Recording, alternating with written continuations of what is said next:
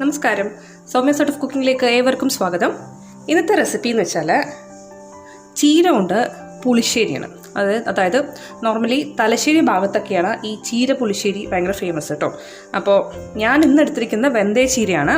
Normally നമുക്കൊക്കെ വെന്തയ ചീര കഴിക്കാമെന്ന് വെച്ചാൽ, അതായത് ഉലുവച്ചീര കഴിക്കാമെന്ന് വെച്ചിട്ടുണ്ടെങ്കിൽ ഭയങ്കര വിഷമമാണ്. അതിന് കുറച്ച് ടേസ്റ്റ് വ്യത്യാസമൊക്കെ ഉള്ളതുകൊണ്ടാണ് അങ്ങനെ ഒരു പ്രശ്നം. പക്ഷെ നമ്മൾ പുളിശ്ശേരി ഉണ്ടാക്കുകയാണെന്നുണ്ടെങ്കിൽ അതൊന്നും അറിയുന്നില്ല. നല്ല ടേസ്റ്റി ആയിട്ടുള്ള ഒരു ചീര പുളിശ്ശേരി നമുക്ക് ഉണ്ടാക്കാം. പിന്നെ ഈ പുളിശ്ശേരി ഉണ്ടല്ലോ, നമുക്ക് എന്ത് കളർ ചീര വെച്ചിട്ട് വേണമെങ്കിൽ ഉണ്ടാക്കാം, ഏത് ചീര വെച്ചിട്ട് വേണമെങ്കിൽ ഉണ്ടാക്കാം. ഓക്കെ, അപ്പോൾ അതിനായിട്ട് ഞാനിത് ഒരു കെട്ട് ചീര ഇതിനൊക്കെ തലയൊക്കെ നുള്ളി വെച്ചിരിക്കുന്നത് കണ്ടോ, ഇങ്ങനെ എടുക്കണം. ആവശ്യത്തിന് വെളിച്ചെണ്ണ. ഇതിൽ ഞാനൊരു 8 ഉണക്കമുളക് എടുത്തിട്ടുണ്ട്. ഒരു ചെറിയ കപ്പ് തൈര്. കടുക് വറുക്കാനായിട്ട് 1 ടീസ്പൂൺ കടുകും 1/4 ടീസ്പൂൺ ഉലുവ എടുത്തിട്ടുണ്ട്. അതുപോലെ അരമുറി തേങ്ങ ചിരവിയതാണിത്. അതിൻ്റെ കൂടെ ഞാൻ 1 സ്പൂൺ, അതായത് 1 ടീസ്പൂൺ ജീരകം കൂടെ വെച്ചിട്ടുണ്ട്. അതുപോലെ കടുക് വറുക്കുന്ന സമയത്ത് യൂസ് ചെയ്യാൻ വേണ്ടിയിട്ടാണ് 2 ഉണക്കമുളക്, അതായത് വറ്റൽമുളകും 5-6 ചെറിയ ഉള്ളിയും. ചെറിയ ഉള്ളി കുറച്ച് അധികം ഇട്ടാലും കുഴപ്പമൊന്നുമില്ല, ടേസ്റ്റ് ഉണ്ടാവും. അപ്പോൾ ഇത് കടുക് വറുക്കുമ്പോൾ യൂസ് ചെയ്യാൻ വേണ്ടി വെച്ചിരിക്കുന്നതാണ് കേട്ടോ. അപ്പോൾ നമ്മൾ തേങ്ങ അരക്കില്ലേ, അതിന് മുമ്പ് ഒരു ചെറിയ കാര്യം ചെയ്യാനുണ്ട്. അതിന് ശേഷമേ നമ്മൾ തേങ്ങ അരയ്ക്കാൻ പറ്റുള്ളൂ. ഓക്കെ, അപ്പോൾ അതെന്താ ചെയ്യേണ്ടതെന്ന് കാണിച്ചു തരാം. ഞാനിപ്പോൾ ഒരു പാന് ഓൾറെഡി തീയെ കത്തിച്ചിട്ടാണ് വെച്ചിരിക്കണം. അപ്പോൾ ഇതിലേക്ക് കുറച്ച് 1 ടീസ്പൂൺ വരുന്ന രീതിയിൽ എണ്ണ ചേർക്കുക. എന്നിട്ട് ഇതിലേക്ക് നമ്മൾ എടുത്ത് വെച്ചിരിക്കുന്ന 8 ഉണക്കമുളക് ഇട്ട് കൊടുക്കാം. നമ്മുടെ മേലെ ഇത് പൊട്ടിത്തെറിക്കാതെ സൂക്ഷിക്കണം. പിന്നെ ചിലർ പച്ചമുളകാണ് ഇട്ട് കൊടുക്കുക, ഉണക്കമുളകല്ല. പച്ചമുളകാണ് ഇടണമെങ്കിൽ ഡയറക്റ്റായിട്ട് ഇട്ടാൽ മതി കേട്ടോ. ഉണക്കമുളകാണെങ്കിൽ ജസ്റ്റ് ഇങ്ങനെ ഒന്ന് എണ്ണയിൽ ലേശം ഒന്ന് വഴറ്റുക, വെളിച്ചെണ്ണയിൽ. അതിന് ശേഷം മതി. ഞാൻ ഫ്ലെയിം ഓഫ് ചെയ്യണം. എന്നിട്ട് ഈ ഉണക്കമുളകിനെ മാറ്റുക. ഇത് കരിഞ്ഞു പോകാനൊന്നും പാടില്ല കേട്ടോ. ഇപ്രാവശ്യം വാങ്ങിച്ച ഉണക്കമുളകിന് അത്രയും കളറില്ല. അപ്പോൾ ഞാനിപ്പോൾ എന്താ ചെയ്യാൻ പോകുന്നത് വെച്ചിട്ടുണ്ടെങ്കിൽ, ഈ ജീരകവും നമ്മളിപ്പോൾ വഴറ്റിയെടുത്ത 8 ഉണക്കമുളകും അരമുറി തേങ്ങയും കൂടി ചേർത്തിട്ട് ഞാനിപ്പോൾ ഒന്ന് അരച്ചെടുക്കാൻ പോവാണ്. ഞാൻ ആ തേങ്ങയൊക്കെ മിക്സറിലേക്ക് ഇട്ടിട്ടുണ്ട്. ഇനി നന്നായിട്ടൊന്ന് അരച്ചെടുത്തോണ്ട് വരാം. ഞാനിപ്പോൾ നന്നായിട്ടൊന്ന് അരച്ചെടുത്തോണ്ട് വന്നിട്ടുണ്ട്. ഒരു ചീനിച്ചട്ടി വെച്ചിട്ട് അതിലേക്ക് എടുത്തു വച്ചിരിക്കുന്ന ഈ ചീര ചേർത്ത് കൊടുക്കുക.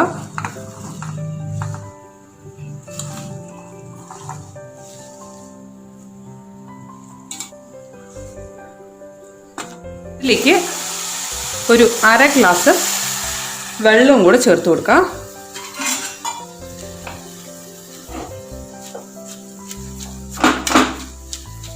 ഇത് പെട്ടെന്നാവുന്നൊരു പുളിശ്ശേരിയാണ് കേട്ടോ. ഇതൊന്ന് അടച്ചു വെച്ച് വേവിക്കാം.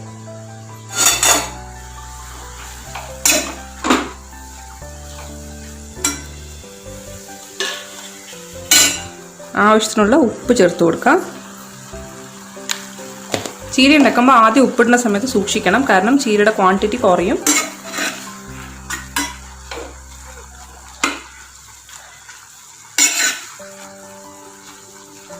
ഇതൊരു 5 മിനിറ്റ് ഒന്ന് അടച്ചു വെച്ച് വേവിക്കാം.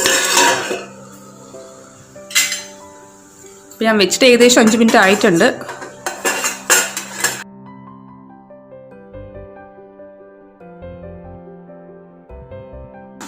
കണ്ടോ, ചീരയൊക്കെ കുക്കായിട്ടുണ്ട്. ഇനി ഞാനിതിൻ്റെ ഫ്ലെയിമൊക്കെ ഒന്ന് കുറച്ചിട്ട് അരച്ച് വെച്ചിരിക്കുന്ന തേങ്ങ ഇതിലോട്ട് ചേർത്ത് കൊടുക്കുക.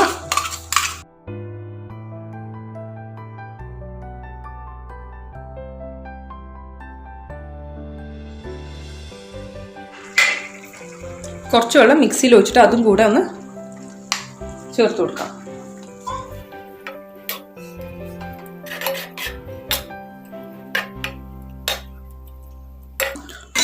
രണ്ട് 3 മിനിറ്റ് ഒന്ന് കുക്കാവണം. ഇത് ജീരകത്തിൻ്റെ ഒരു പച്ചമണമൊക്കെ മാറണവരെ. അതുപോലെ തേങ്ങ നമ്മൾ പൊഴിച്ചല്ലേ ഉള്ളൂ, ഒരു 2 മിനിറ്റ് കുക്കാവട്ടെ. മീഡിയം ഫ്ലെയിമിലേക്ക് മാറ്റുകയാണ്. നമ്മൾ പൊതുവെ ഇങ്ങനെ ചീര കൊണ്ട് മോര് കറിയും ട്രൈ ചെയ്യാറില്ല അല്ലേ, പക്ഷേ ഇത് തലശ്ശേരിക്കാരുടെ സ്പെഷ്യലാണ് കേട്ടോ. തലശ്ശേരിക്കാരുടെ വേറൊരു സ്പെഷ്യലാണ് ഒരു മീൻകറി. അതിലവർ മോരൊക്കെ ചേർത്തിട്ടുണ്ടാക്കുന്ന ഒരു മീൻകറി. അതുപോലെ തന്നെയാണ് ഈ ചീരയുടെ കാര്യം. ഇതിലേക്ക് തൈര് ചേർത്ത് കൊടുക്കാം.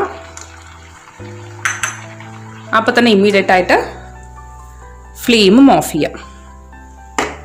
അത്യാവശ്യം പുളി ഉണ്ട് ഈ തൈരിന്, അതുകൊണ്ടാണ് ഞാൻ കുറച്ച് ചേർത്തത്.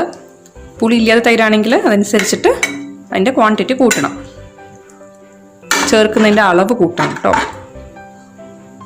ഇനി ഇതിൽ ഉപ്പ് മതിയോ എന്നൊന്ന് കൺഫേം ചെയ്യട്ടെ. അപ്പം എല്ലാം മതി. ഇനി നമുക്കിതിലേക്ക് ഒന്ന് കടുക് വറുത്ത് ചേർക്കണം.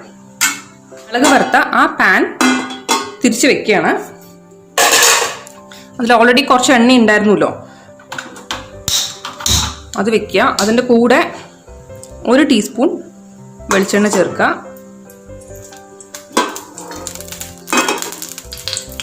ഇതിലേക്ക് കടുക് ചേർത്ത് കൊടുക്കാം. കടുക് പൊട്ടിക്കഴിഞ്ഞാൽ അതിലേക്ക് ഉലുവ ഇട്ട് കൊടുക്കാം.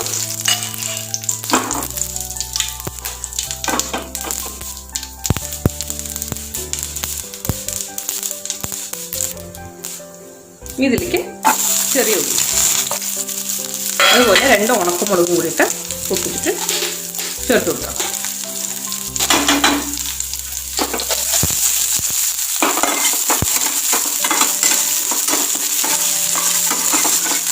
വെങ്കായം ലേശം നന്നായിട്ട് ഫ്രൈ ആവണം, എന്നാൽ മാത്രമേ ഇതിൻ്റെ മണം കൂട്ടാനിലേക്ക് ഇറങ്ങുള്ളൂ.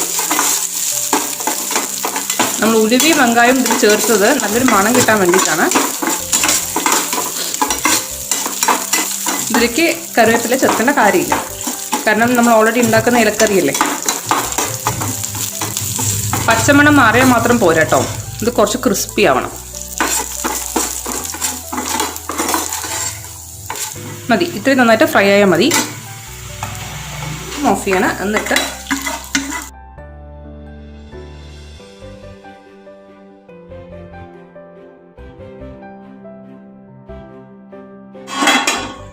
ഈ വെങ്കായം ഉലുവയൊക്കെ ചേർക്കുന്ന സമയത്തേ നല്ലൊരു മണം ഉണ്ടാവും.